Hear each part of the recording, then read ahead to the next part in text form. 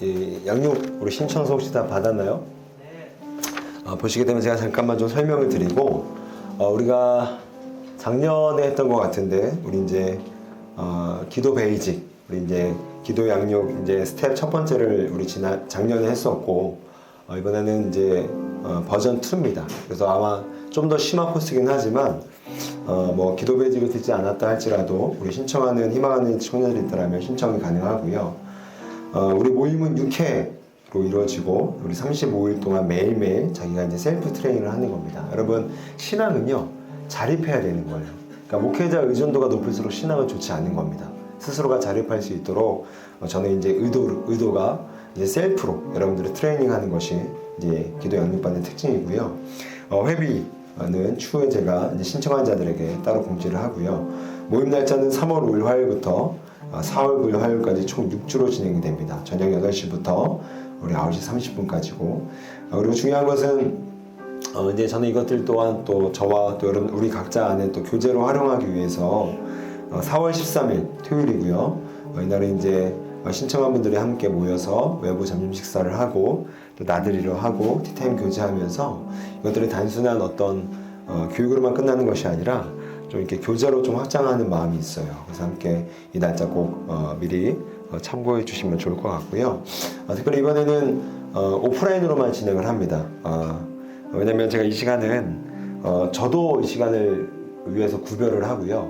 여기에 참여하는 분들도 함께 이 시간을 좀 구별했으면 좋겠습니다. 남은 시간을 참여한 것이 아니라 이 시간만큼 내가 좀 드려야 되겠다라는 마음으로, 온라인으로 하게 되면 아무래도 양육이 잘 되지 않는 것들을 좀 피드백으로 좀 느끼게 됐어요. 그래서 현장으로 나오는 수고, 또 정성을 들여서 그 시간을 확보하는 수고가 이미 양육자의 기본 마인드가 될 때, 저는 그때서야 비로소 양육이 시작된다고 봅니다. 그래서 오프라인으로만 진행을 하고, 단 부천이 아닌 지역이 있잖아요. 그러니까 누가 보더라도 이 사람은 못 온다, 누가 보더라도 이런 분들은 제가 따로 신청을 해주시면 제가 이분들과 한번 대화를 해보고, 이분들은 원거리 지원만 온라인으로 실시간입니다. 실시간. 추후에 영상을 드리는 것이 아니라 실시간으로만 함께 참여를 하는 걸로만 제가 제한을 둬서 이 원거리 지역에 계시는 청년들은 함께 신청을 받고자 합니다. 그래서 여러분 오늘 예배에 나가실 때 신청자들은 꼭 신청해 주시고, 여러분 제가 이 지금 교환을 만드느라 사실 한 2달 전부터 정말 하루에 몇 시간 못 자고 계속해서 여러분 100페이지 넘게 된 교환을 제가 일부러 다 타이핑하면서 쓰고 있습니다. 제가 여러분 그거 있잖아요. 엄마의 밥이 왜 맛있죠? 엄마의 밥이 왜 맛있죠? 정성이잖아요. 저도 시중에서 교재를 사는 양육이 때로는 필요할 때도 있어요. 그런데 이런 양육은 제가 직접 하고 싶다는 마음이 있어서 일부러 제가 막 참고 서적 막 공부해가면서 이렇게 연구하면서 쓰고 있거든요. 여러분 호응해 주셔서 뭐 누굴 위해서 하겠습니까? 여러분들 위해서 하는 거니까 함께 많이 동참하셔서 함께 좋은 또 열매가 있었으면 좋겠습니다. 여러분 우리 함께 또 이 시간 함께 좀 인사 한번 더 나눠볼까요? 우리 첫 번째 인사 뭐였죠? 네, 인사하겠습니다. 자, 두 번째 인사는요.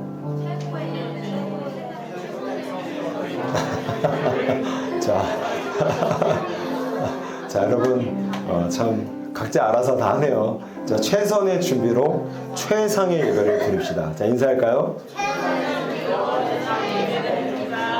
여러분 아멘이십니까? 아멘. 여러분 최선의 준비가 되셨어요? 아멘. 네. 왜 이렇게 목소리가 작죠? 최선의 준비가 되셨어요? 아멘. 자, 우리 예배의 부름 우리 함께 선포하며 우리 주 앞에 나갑시다. 시작. 하나님은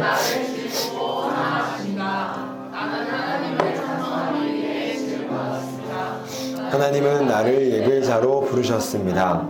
나는 원칭의 자세로 최선의 예배를 드리겠습니다. 아멘. 이제 청년부가 기도 양육을 이제 다음 주부터 시작을 할 것이기 때문에 오늘은 좀 우리가 좀 기도에 관련해서 함께 좀 말씀을 나누려고 하고요. 오늘 설교의 제목은 기도는 실제적인 능력이다입니다. 여러분 이 시대는요 중독의 시대입니다. 중독. 사실 우리 모두는 다 중독자들이에요. 뭐 어떤 돈, 쇼핑 등의 물질 중독에 이미 걸린 지체들도 있고, 아니면 뭐 일 중독, 스포츠 중독이라는 행위 중독에 이제 걸린 지체들도 있습니다. 뭐 사실 목사님 저는 중독자 아니요라고 말하는 그 사람은 이미 뭐 유튜브나 넷플릭스, 뭐 스마트폰 등에 이미 크고 작게 중독이 이미 되어 있을 겁니다. 여러분 중독이 되면 어떤 결과가 우리에게 이루어지는가? 우리 34절 말씀을 한번 띄워주실래요? 자, 읽겠습니다. 시작.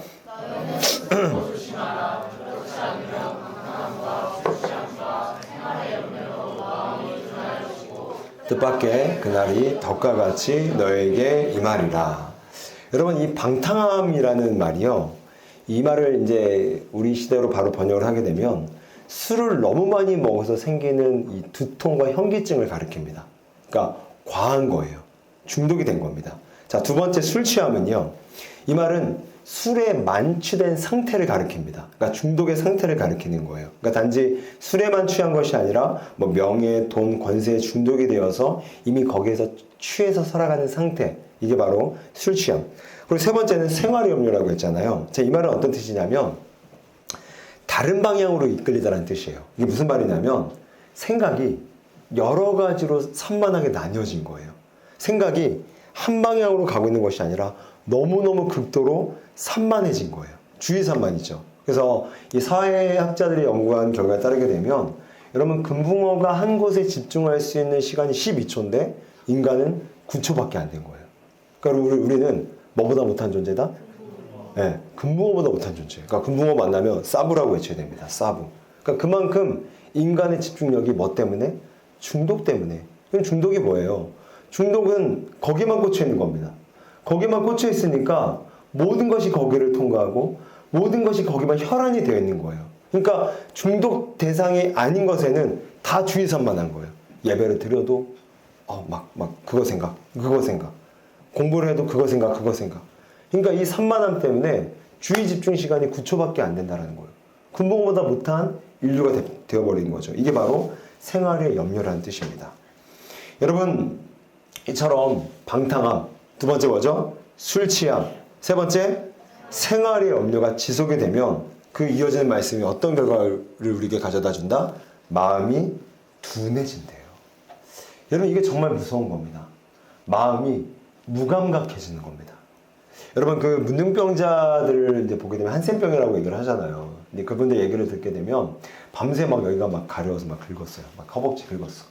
자고 일어나면 허벅지 살에 반이 없는 거예요. 그러니까 다 몰라. 감각이 없으니까 긁었는데 그냥 없어진 거예요. 이게 여러분 무감각의 굉장한 무서움이라는 거죠.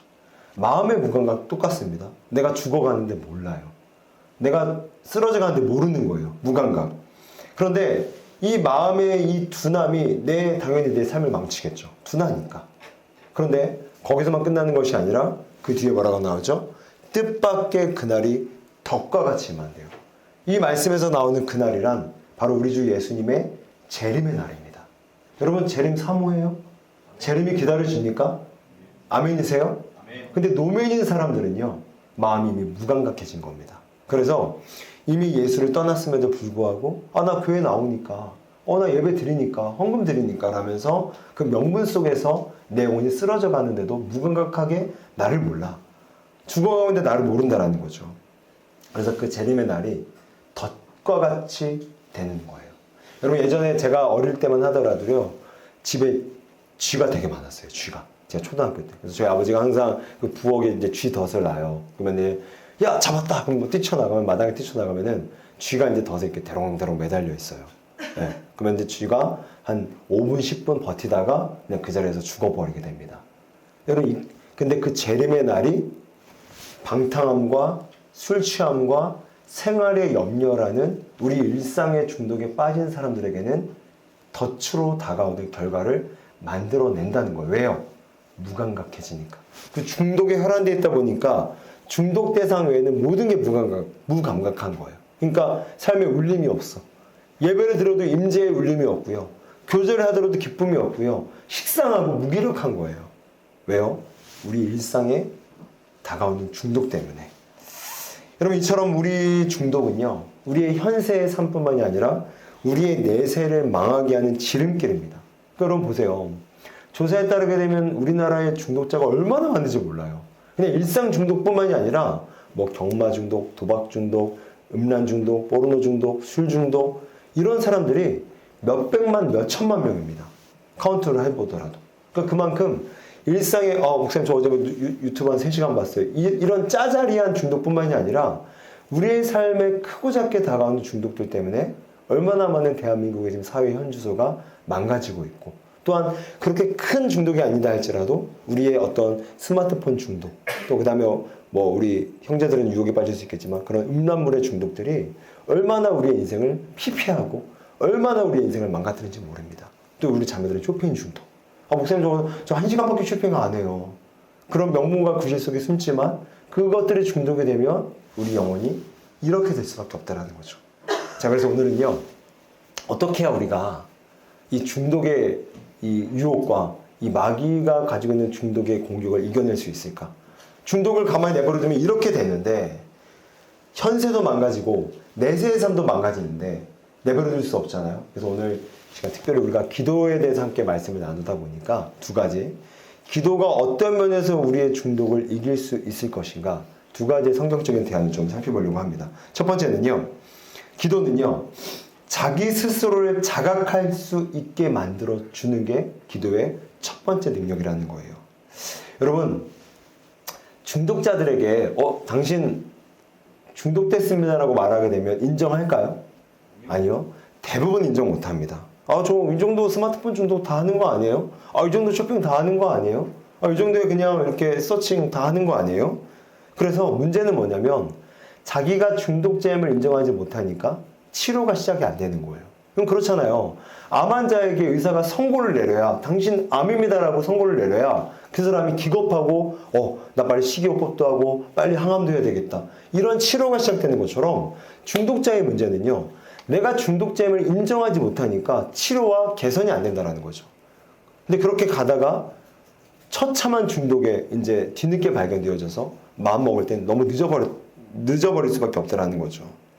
여러분, 인간은요, 절대로 합리적인 존재가 아닙니다. 인간은 합리화하는 존재입니다. 여러분, 맞죠? 인간이 좋은 말을 듣습니까? 아니요. 인간은 좋아하는 사람의 말을 듣습니다.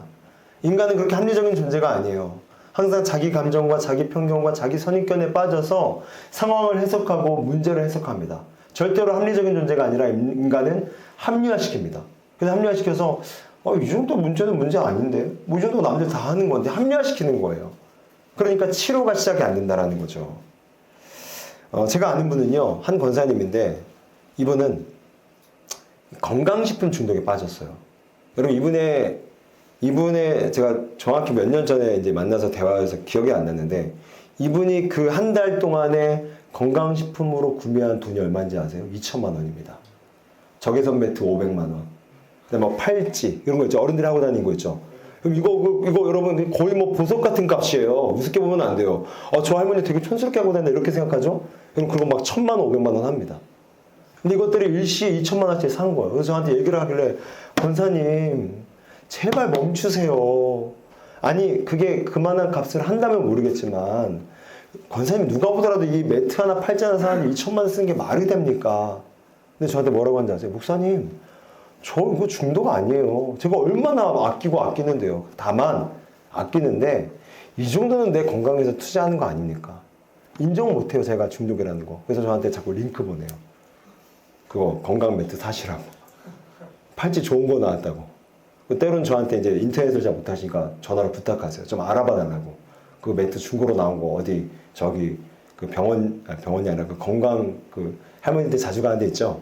그 의료원 얘기해 주면서 저한테 뭐 땡땡 의료기 거기 좀 알아봐 달라고.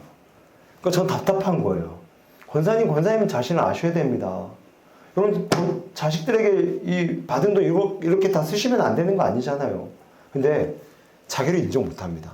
단지 내가 열심히 평생을 살아왔고 내 건강을 위해서 조금 투자한다라는 명분 속에 자기의 중독을 숨겨버리는 거예요.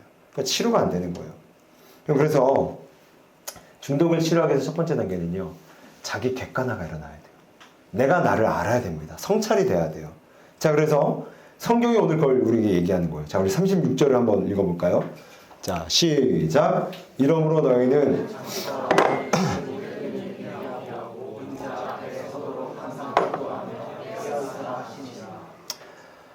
항상 기도하면 껴있으래요.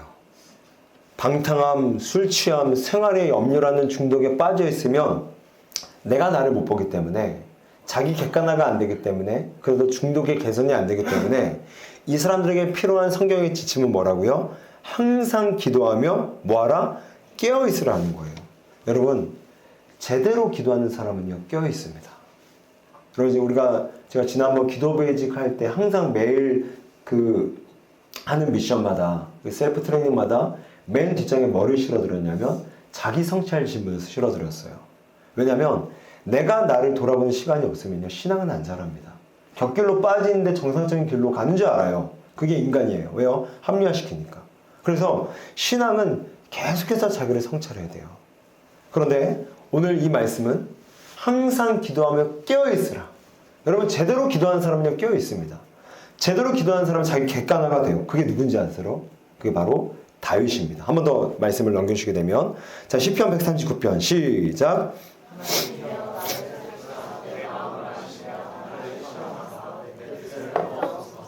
다윗이 고백하는 거예요. 기도하는 거예요. 하나님이여 나를 살피사 내 마음을 아시며 나를 시험하사 내 뜻을 아옵소서. 무슨 말이냐면 나를 살피사 하나님 나를 서칭해 달라는 거예요. 나보다 나를 더 잘하는 분은 하나님이기 때문에 하나님이 나를 깨우쳐 달라는 겁니다. 내가 나를 못 보기 때문에 내가 눈이 가려서 내 상태를 모르기 때문에 하나님이 나를 깨닫게 해달라고 기도하고 있는 거예요. 서치미. 그래서 영어 성경에 보면 서치미라고 나옵니다. 서치미. 여러분 천하의 다윗도 이런 기도를 한 거예요. 자기를 탁월하게 깊은 자기 이해를 가졌던 다윗조차도 내가 나를 못 봐서 내 인생 망할까봐 하나님께 나를 좀 비춰달라고, 나를 좀 깨닫게 해달라고, 내 상태가 어디 있는지, 내 상태가 어떤지, 내가 지금 인생이 어떤 위치에 서 있는지, 어떤 길을 가고 있는지를 좀 깨닫게 해달라고 기도하고 있는 거 아니에요?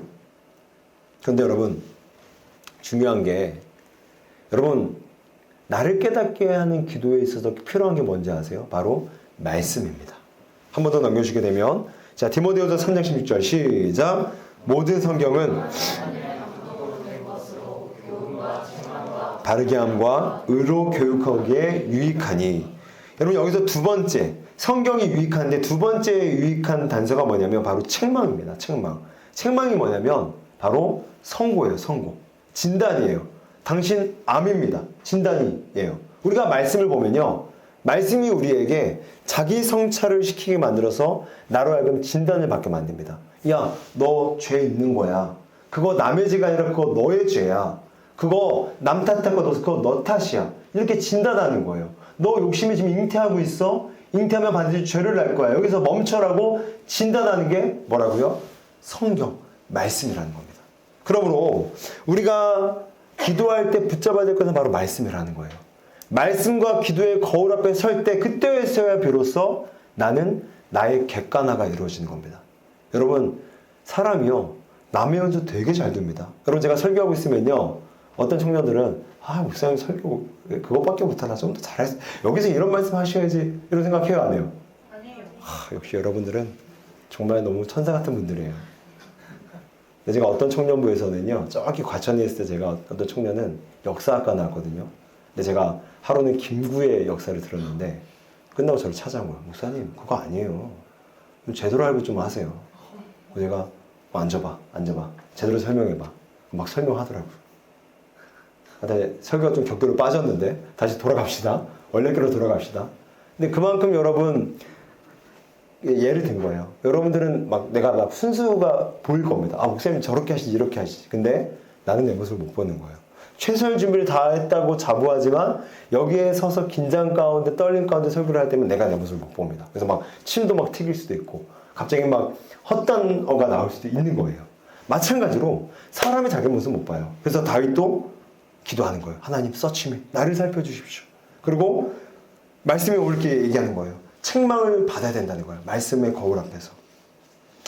여러분 김재희 성도라는 분이 있는데 우리 교회 성도는 아닙니다. 근데 제가 이제 간증의 글을 한번 본 적이 있는데 이분이 이제 코로나가 끝나고 이제 방역 조치가 완화되고 나서 이제 동남아시아로 가족들 데리고 여행을 간 거예요. 그래서 이제 거기 가서 아름다운 자연과 환상적인 리조트와 또 직원들의 환대를 받으면서 너무너무 좋았던 거예요. 그래서 너무너무 좋았던 나머지 여기가 천국이다라는 생각이 스쳐 지나갈 정도로 너무너무 정말 천국과 같은 여행을 즐기고 왔다라는 거예요. 근데 문제는 다녀온 다음이었습니다. 다녀온 다음에도 여행 동영상을 계속 봤다라는 거예요. 너무 좋으니까. 이해는 돼요. 코로나 그 3년을 버텨내고 갔으니 얼마나 좋았겠습니까? 그러니까 여행 동영상을 계속 보는데 옆에서 아내와 애들이 막 놀리는 거예요. 아빠 저기 동영상 중독이야. 막 아내도 놀리는 거예요. 남편 동영상 중독이야. 근데 자기는 코웃음 쳤대요. 야, 무슨 이게 동영상 중독이야. 그런데 이게 계속 시간이 쌓인 거예요. 근데 진짜 중독이 돼버린 거예요. 어느 순간 어떤 생각이 들었냐면 그냥 영상 보고 있으니까 내일 주일날 예배 드리러 가기 싫다. 말씀 듣기 싫다. 그냥 여행 가고 싶다, 주일에도. 이렇게 사람이 그냥 자연스럽게 중독이 되다 보니까 그 중독의 그 대상에 나도 모르게 끌려가고 있는데 나의 자신을 발견했다라는 거예요. 근데 어느 날 이제 하루는 이제 회복하자라는 마음을 붙잡고 큐티를 했어요. 근데 큐티에 보면 그거였대요. 예수님이 십자가에서 돌아가시기 직전에 3번의 십자가의 죽음의 그 순환을 예고하십니다. 알죠? 3번을 말씀하세요. 내가 이제 죽을 것이다. 근데 그 얘기를 들었던 12제자의 이 야고보와 요한의 어머니였던 세베대의 아들 어머니가 예수님께 가서 청탁을 하죠. 예수님 좌편에 내 아들, 예수님 우편에 내 아들을 앉혀주십시오. 근데 그 모습을 보는 순간 이 김재희 성도라는 분이 나를 발견한 거예요. 자기 객관화가 시작이 되는 겁니다. 말씀을 보니까. 이 어머니의 모습이 바로 내 모습이구나. 그렇게 예수님께서 말씀을 하셨고 십자가의 고난을 묵상하라고 말씀하셨지만 이 세베대의 아들의 어머니는 그 말씀을 듣지 않고 세상의 인기와 세상의 명예와 세상의 권력에 중독된 나머지 예수님께 가서 자신의 2 아들의 진로에 대한 청탁을 했던 것처럼 나 역시도 나도 모르게 여행 동영상의 중독에 빠져서 주일도 어기고 싶은 나를 발견하게 됐다는 거예요. 언제요? 말씀을 볼 때. 언제요? 퀴트를 할 때. 여러분 어떻습니까? 우리가 중독에서 해방이 되려면, 해독이 되려면 첫 번째, 내 자신이 중독임을 인정해야 됩니다. 여러분 가볍게 넘어갈 문제가 아니에요. 굳은 살이 배이고 배면요, 그 살이 4살처럼 됩니다. 굳은 살은 4살처럼 되기 전에 떼어내야 돼요. 우리 마음도 마찬가지예요. 중독 때문에 굳어지게 되면요, 그게 내가 됩니다. 그래서 포르노가 내가 되는 거고, 돈이 내가 되는 거고, 내가 사랑하는 것들이 내가 되는 거예요. 그러니까 나도 모르는 사이에 괴물되어 있는 거예요.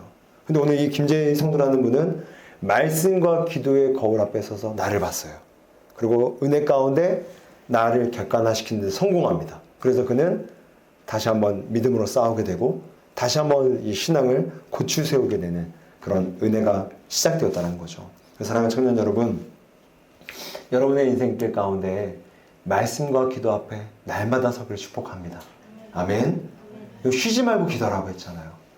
그냥 쉬지 말고 그 뜻이 아니라 늘상 말씀과 기도의 거울 앞에 나 자신을 세워보라는 거예요. 그래서 말씀과 기도 앞에 여러분 자신을 세우셔서 내가 중독자임을 깨닫고 치료와 개선이 시작되는 은혜가 있기를 주의 이름으로 축복합니다.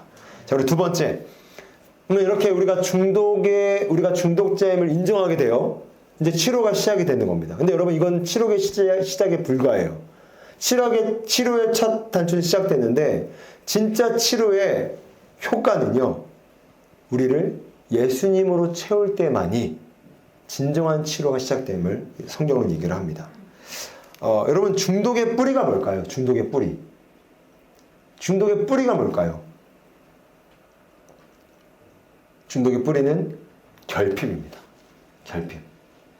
여러분 이 중독이 진행되는 프로세싱이 이렇게 돼요. 인간은 죄인이 됩니다.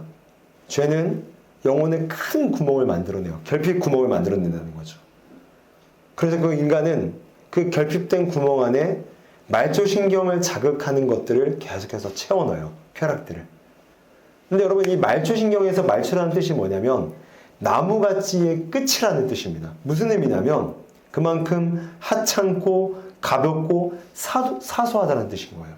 그러니까 말초신경으로 채워지는 것들은요, 큰 만족이 안 돼요. 금방 사라져요. 왜요? 그만큼 하찮고 사소한 것들로 채웠기 때문에.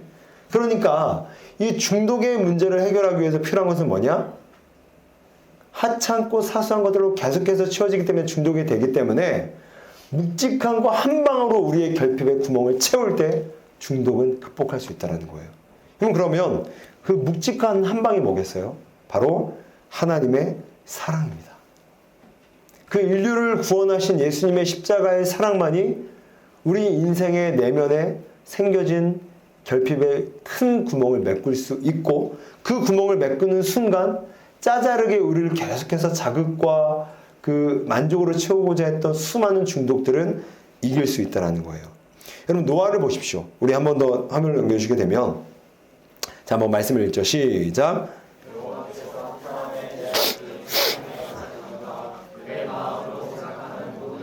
항상 악할 뿐임을 보시고. 여러분, 노아가 살았을 때 사람의 죄악이 세상에 가득했대요. 무슨 말이냐면 사람들이 죄와 쾌락에 중독되어 있는 상태인 거예요. 그런데 노아 한 사람만은 하나님과 이 무리에서 구별되어서 하나님과 동행을 성공하게 됩니다. 근데 그 단서가 기억나세요? 뭐라고 했죠? 노아는 뭐를 발견했기 때문에? 하나님의 사랑을 발견했기 때문에. 하나님의 눈을 보니까 날 향한 하나님의 사랑과 호의가 발견되는 거예요. 그래서 그 사랑이라는 묵직한 한 방이 노아의 영혼 가운데 다가오게 되니까 노아는 짜잘한 사소한 하찮은 중독들이 주는 그런 쾌락에 보다는 그 묵직한 한 방으로 나의 내면의 결핍이 채워지게 되니까 그 중독에서 벗어나서 하나님과 동행이 가능했다라는 거예요. 그럼 무슨 말이에요? 우리 인생의 크고 작은 중독, 인터넷, 쇼핑, 술, 음란, 물질, 돈, 관계, 사람, 이 수많은 중독들에서 벗어날 수 있는 유일한 대안은 묵직한 한방, 바로 하나님의 사랑이라는 겁니다. 여러분, 조이가 어렸을 때는요, 이렇게 저한테 제안을 하는 거예요. 아빠, 나 지금 되게 목마르거든? 그러니까 브라보콘 하나 사줘. 내가, 조이야, 목마를 때 물을 마시는 거지 브라보콘 먹는 거 아니야. 근데 여러분, 애가 말이 통해요, 안 통해요? 통해요, 안 통해요? 안 통하잖아요. 안 통하니까 애잖아요. 사람이 아닌 거잖아요. 어쩔 수 없이 저는 너무너무 쫄라다니기 힘드니까 사줘요. 그럼 막 제자리에서 목마르다고 막 브라보콘을 막 먹어야 되는 거야. 여러분, 목이 어떻게 돼요? 그럼 더 목마르지면 그때서야 막 물을 마시는 거예요. 그러니까 이제 애가 깨달았어요. 지금은 아빠는 목말로 물 떠주면 제가 물 떠다 주면 막 한 사발을 막 벌컥벌컥 마십니다. 지가 안 거예요. 아, 하찮은 브라보콘 따위가 내 영혼의 목마름을 해결하지 못하는구나. 그래서 이제 물 한 사발을 생수를 들이키듯이 막 들이키는 거예요. 여러분, 그 불편한 편의점이라는 책, 여러분 혹시 본 사람 있어요? 있어요? 그 책에 보게 되면 이 책의 그 컨셉이 뭐냐면, 이제 서울대역의 노숙자 한 사람을 한 교회 권사님이 우연히 만납니다. 근데 이 권사님이, 편의점의 사장이었던 거예요.